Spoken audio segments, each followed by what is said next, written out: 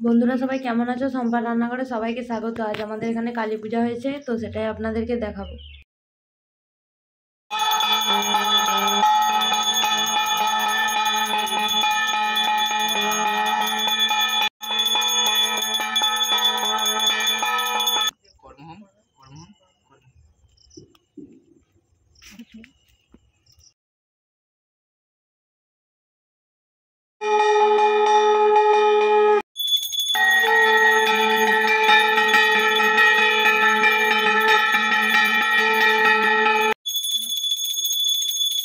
পড়ে গেল কাগজের গুলো,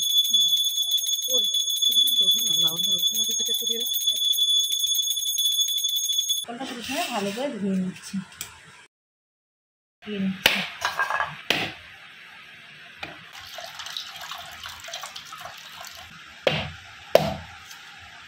নারকেলটা খুলে দিচ্ছি।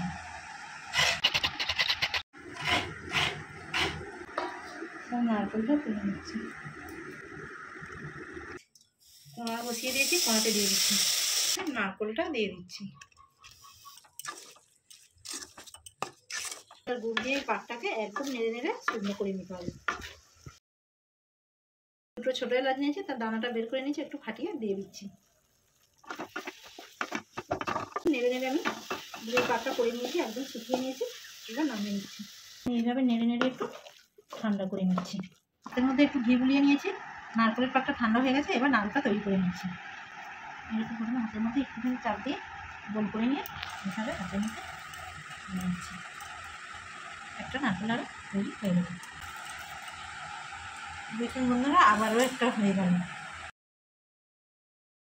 বন্ধুরা দেখুন, আমি সব নারকেল নাড়ুগুলো তৈরি করে নিয়েছি।